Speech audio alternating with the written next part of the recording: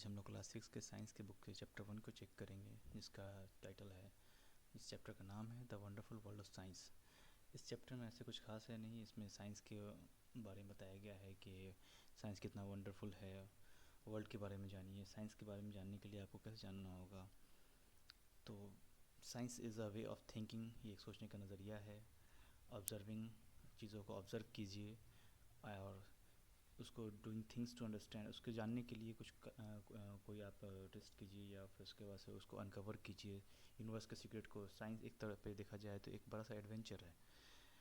For this the most important thing is to have curiosity, और इन सारे adventure को आपको चेक करने के लिए क्यूरियोसिटी होना चाहिए। जैसे कि हमारे आसपास जो चीज़ें होती हैं, हमारे आसपास कोई भी चीज़ होती है, अगर मैं पेन से लिख रहा हूँ तो वो पेन ने लिखना क्यों, वो पेन कैसे चल रही है। अगर वो किसी चीज़ को हम चेक कर रहे हैं, ये कर्सर है, ये कर्सर कैसे मूव कर रहा है। जाहिर सी बात है, हर चीज़ के पीछे कोई एक लॉजिक होता है। उस लॉजिक को ढूंढने के लिए आपको क्यूरियोसिटी होनी चाहिए।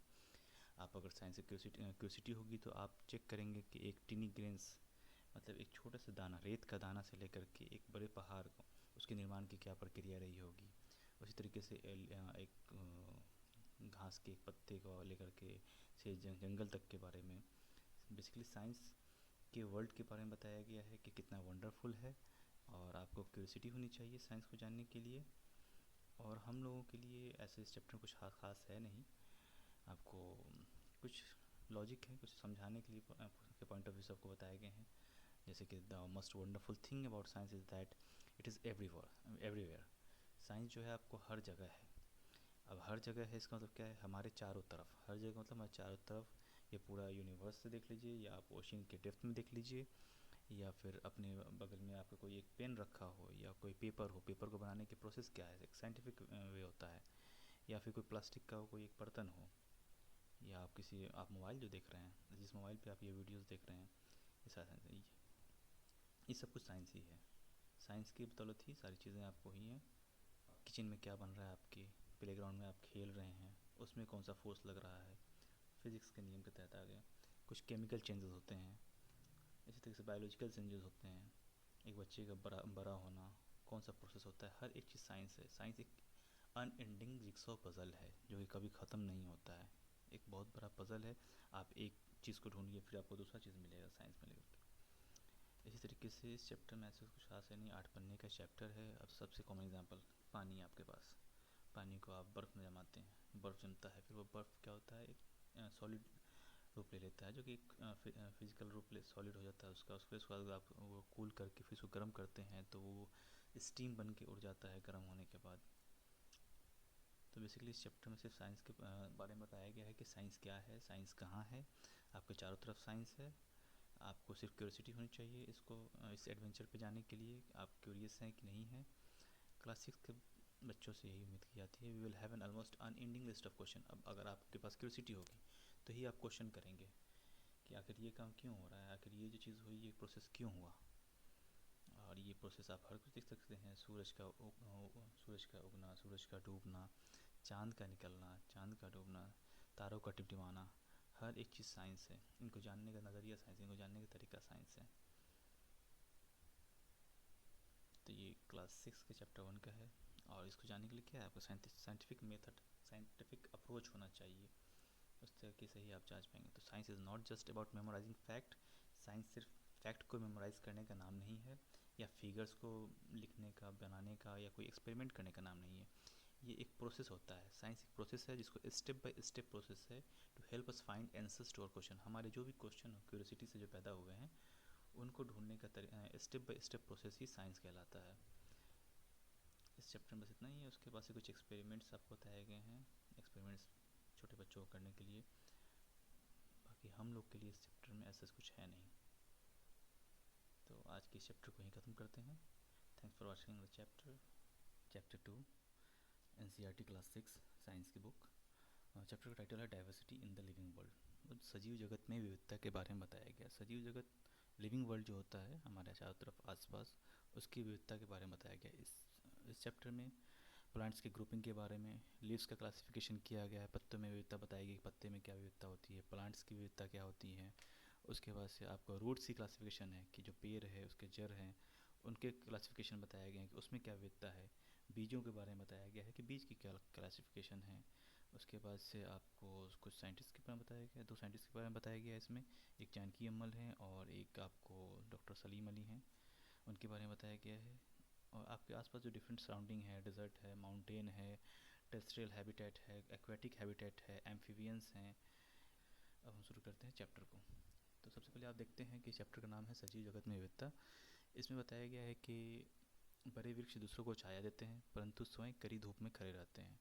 उनके फल भी दूसरों के लिए होते हैं, अपनों के लिए नहीं। उसी प्रकार अच्छे मनुष्य भी स्वयं कठिनाई सहकर दूसरों का कल्याण करते हैं। उन्होंने जो कुछ भी अर्जित किया है वे उसे दूसरे को ही दे देते हैं। ये एनसीईआरटी में एक कोटेशन आपको आता है। इस कोटेशन को आप नोट करके अगर बीपीएससी मेंस लिख रहे हैं तो उसमें आप यूज़ कर सकते हैं इसका आंसर राइटिंग के पॉइंट ऑफ व्यू से। तो आगे से हमें चैप्टर में कुछ बताया गया है, जैसे कि एनसीईआरटी के सारी चैप्टर्स में होता है कि वो एग्जांपल देकर समझाते हैं कि बच्चे घूमने गए हैं, उसके बाद से घूमते हुए बच्चों को काफ़ी सारी चीज़ें दिखाई देती हैं, फूल दिखाई देते हैं, फल दिखाई देते हैं, तितलियाँ दिखाई देती हैं। तो हमारे चारों तरफ आसपास के पौधे और जंतु की विविधता के बारे में बताया गया है एग्जाम्पल को देते हुए। हमारे काम के जो पॉइंट्स हैं सिर्फ मैं उसी के बारे में बात करूँगा, ज़्यादा एक्सप्लेन नहीं करते हुए। सिर्फ जो एग्ज़ाम में पॉइंट्स आ सकते हैं वन लाइनर के पॉइंट ऑफ व्यू से, या फिर इसको आप समझ सकते हैं कंसेप्ट के तौर पे पौधे के समूह के बारे में। तो सबसे पहले स्टार्ट होता है आपको प्लांट के ग्रुपिंग को लेकर के स्टार्ट होता है। तो प्लांट की ग्रुपिंग करते हैं, तो अब प्लांट की ग्रुपिंग आप किस तरीके से कर सकते हैं। प्लांट आप सिर्फ एक प्लांट देखते हैं, प्लांट्स बोल सकते हैं, झाड़ बोल सकते हैं, इस तरीके से वृक्ष हैं, झाड़ी है, शाख है।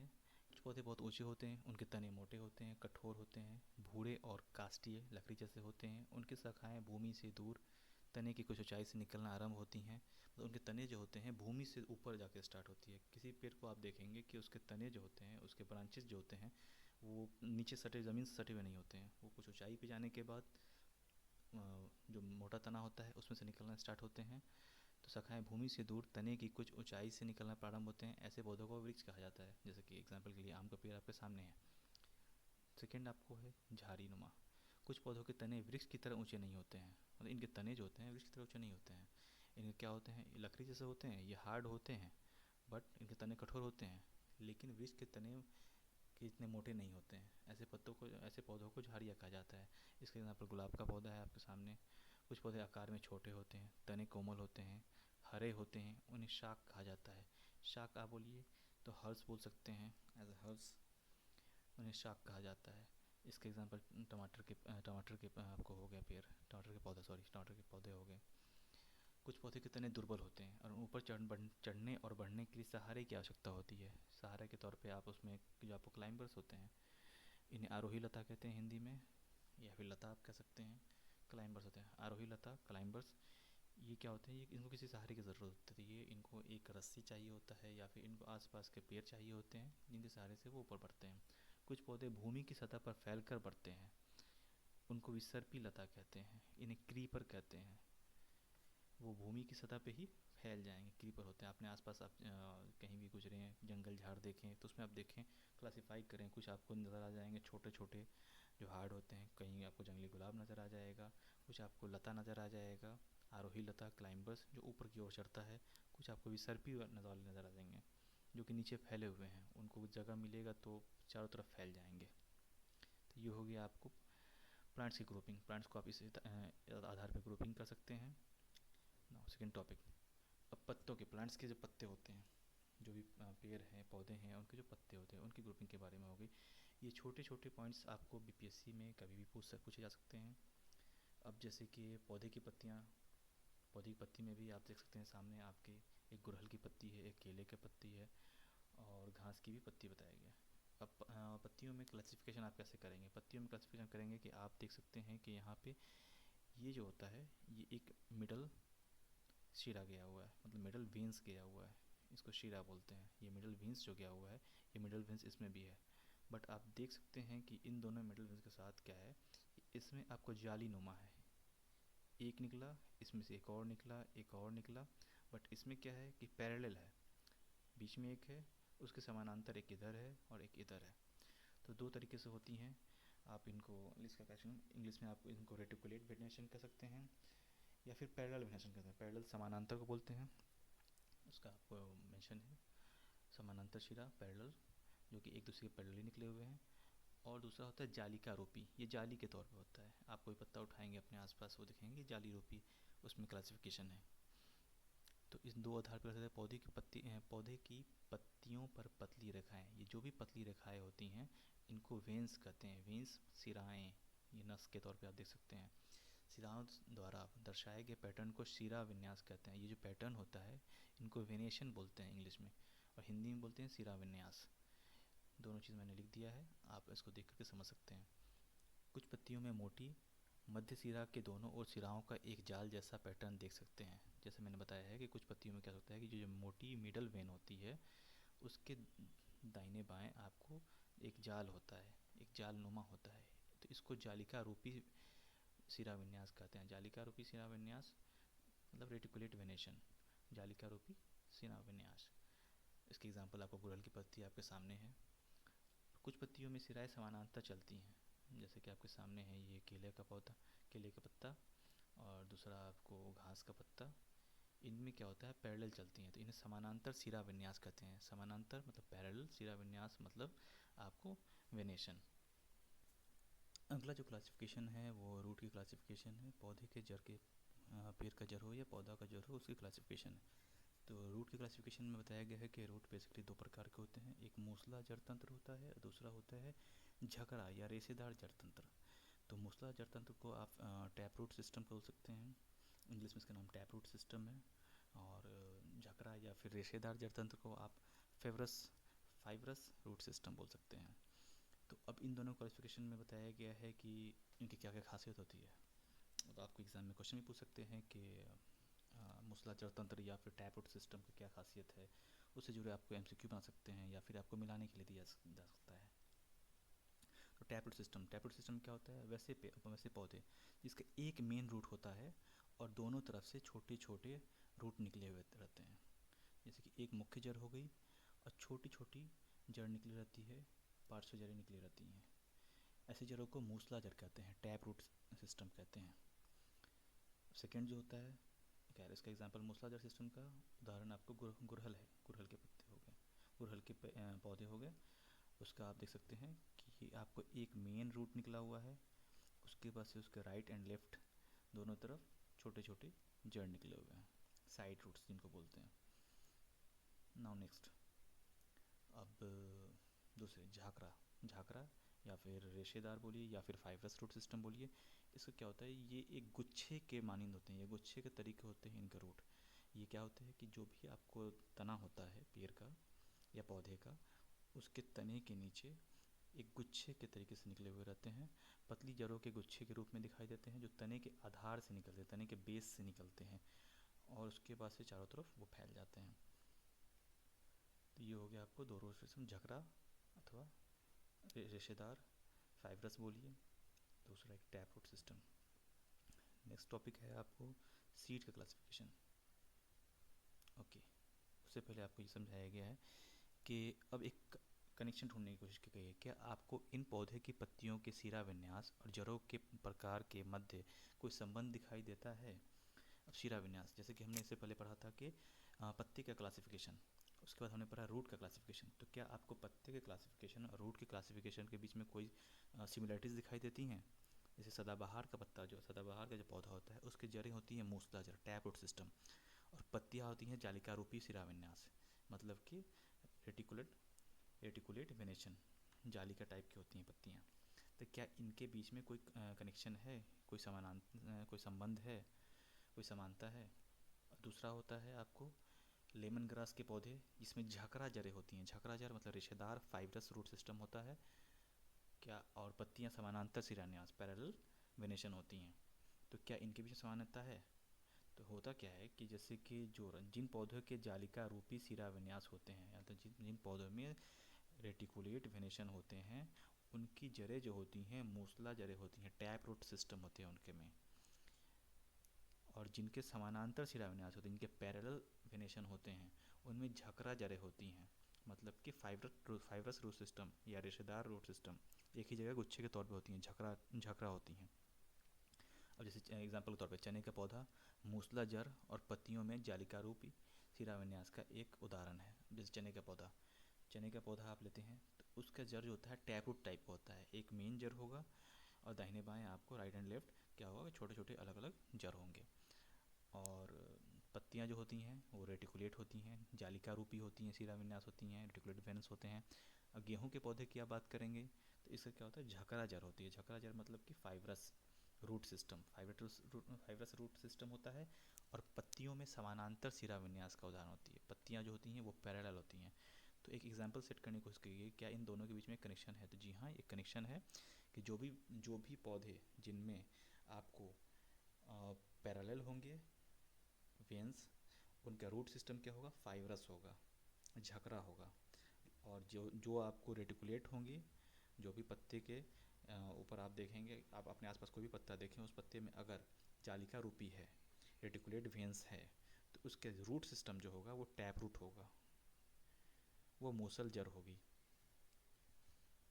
तो इसके दो एग्जांपल हो गए, एक चने का पौधा हो गया मूसला जड़ का, और गेहूं का पौधा हो गया झकरा जड़ का। आगे बढ़ते हैं। अब आप किस चने का बीज ले लेते हैं, बीज लेंगे आप।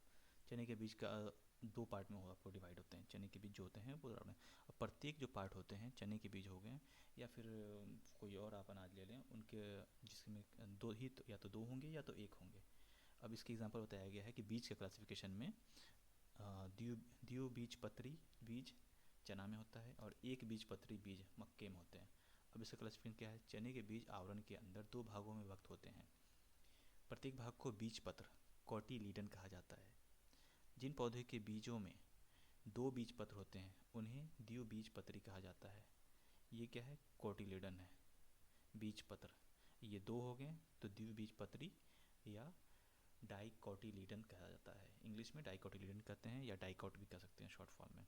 वहीं हम देखेंगे दूसरी तरफ मक्का का बीज, तो इसमें सिर्फ एक पतला बीजपत्र होता है। एक जो पतला ये बीजपत्र है, जो पूरा कवर हुआ पड़ा है, ये क्या होता है, ऐसे बीज के पौधे को एक बीजपत्री या मोनोकॉटिलीडन्स कहते हैं, या मोनोकॉट कहते हैं। आप शॉर्ट फॉर्म में इसको मोनोकॉट कह सकते हैं, और इसको आप डाइकॉट कह सकते हैं। अब जो द्विबीजपत्री पौधों में जालिका रूपी शिलान्यास और मूसला जड़ तंत्र होता है। अब इसके बाद इसका भी एक कम्बिनेशन है, टोटल एक संबंध बनता है। आप पौधे में पत्ती के शिरा विन्यास, जड़ों के प्रकार और बीजों में बीजपत्रों के संख्या में परस्पर क्या संबंध देखते हैं।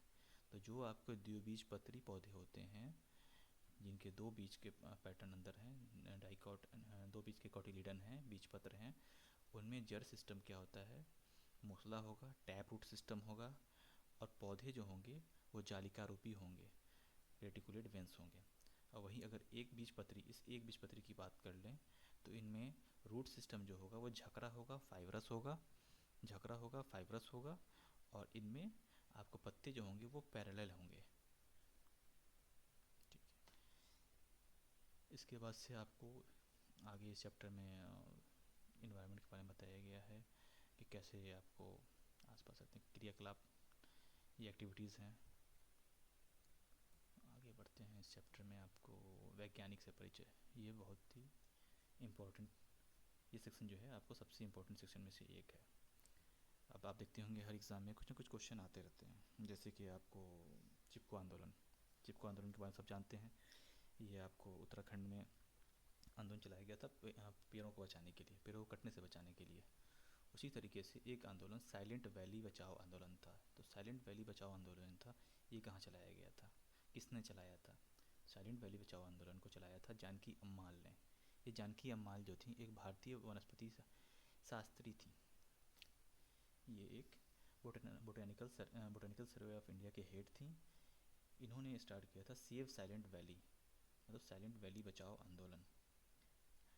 एक हेड रहते हुए बोटेनिकल सर्वे ऑफ इंडिया की इन्होंने क्या किया था, इनिशिएट किया था प्रोग्राम्स को, डॉक्यूमेंट किया था, प्लांट की डाइवर्सिटी को नोट डाउन किया था।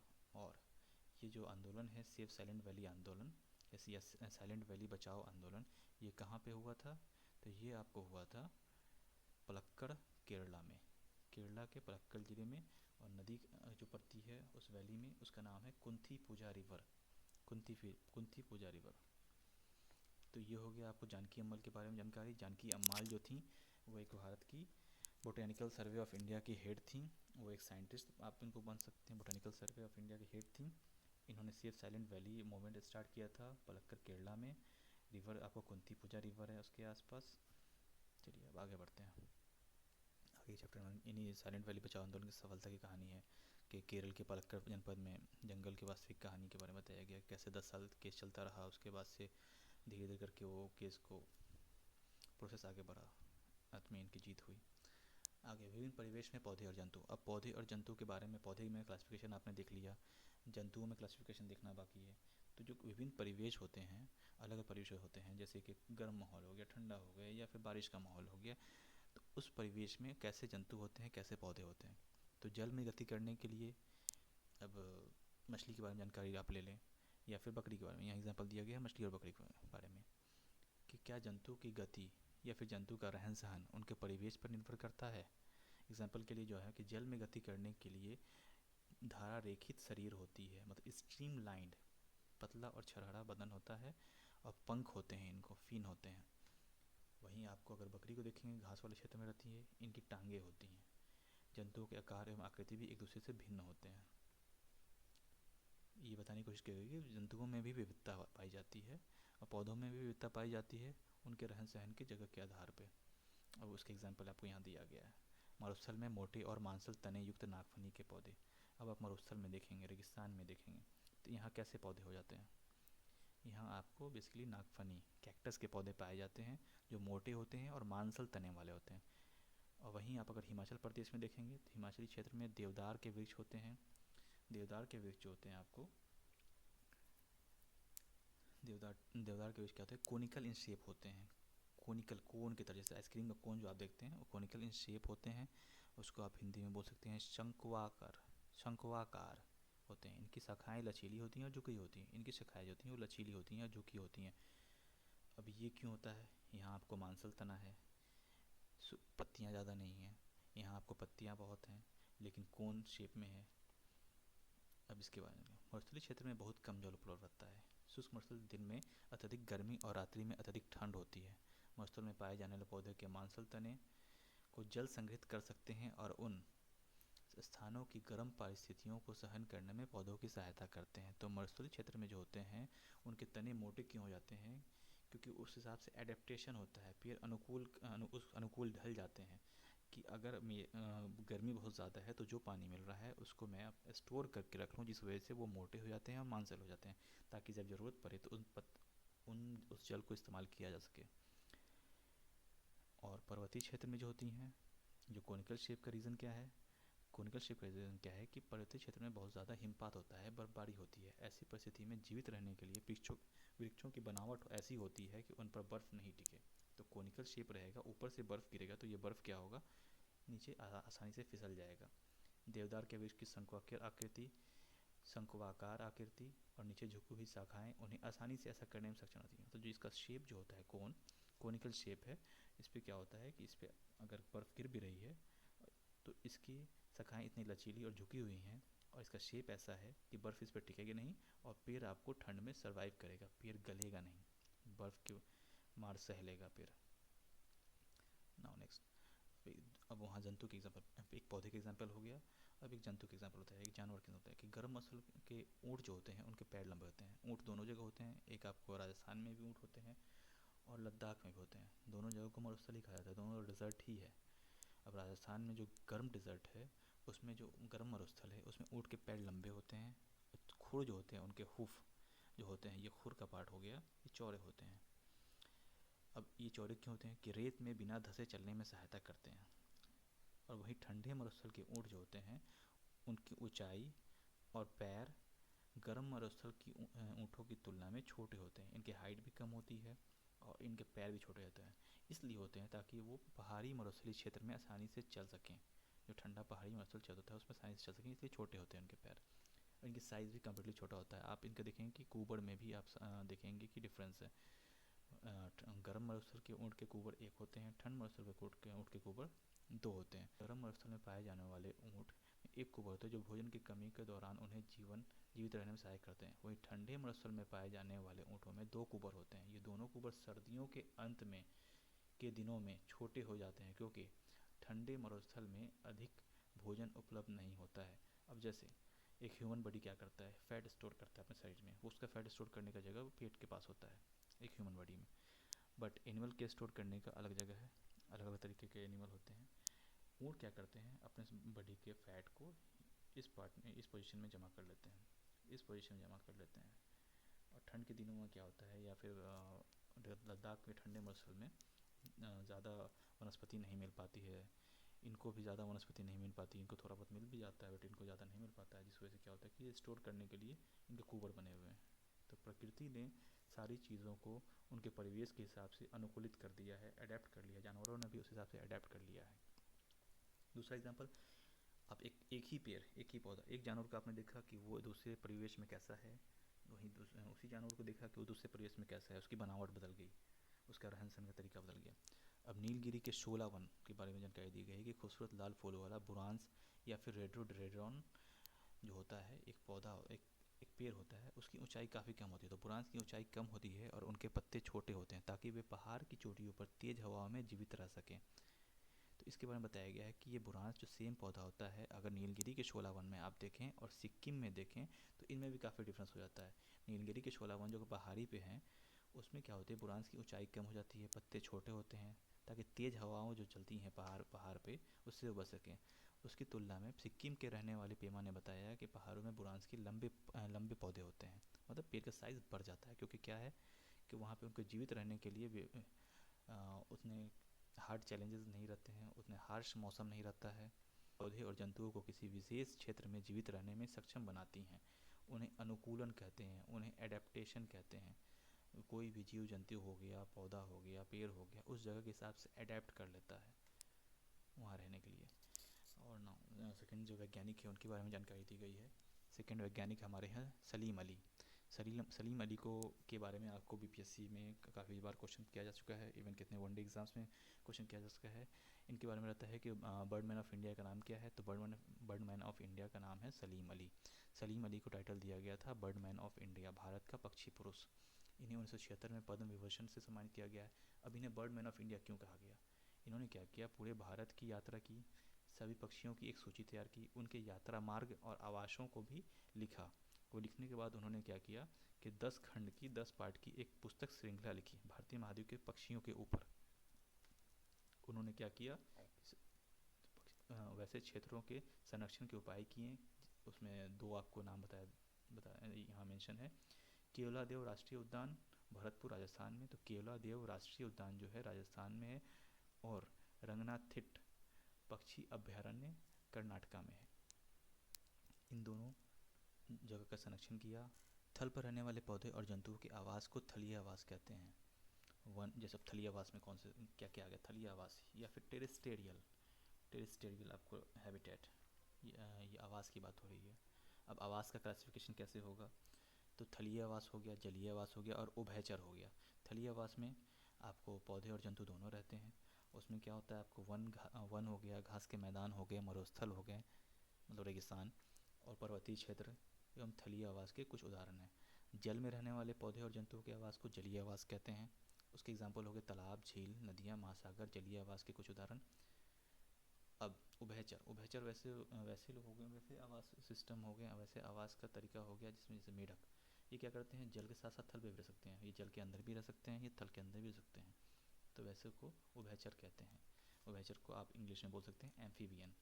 तो थलीय आवास को आप बोल सकते हैं टेरेस्टेरियल हैबिटेट, जलीय आवास को आप बोल सकते हैं एक्वेटिक हैबिटेट, और लास्ट आप उभयचर को एम्फीबियन बोल सकते हैं।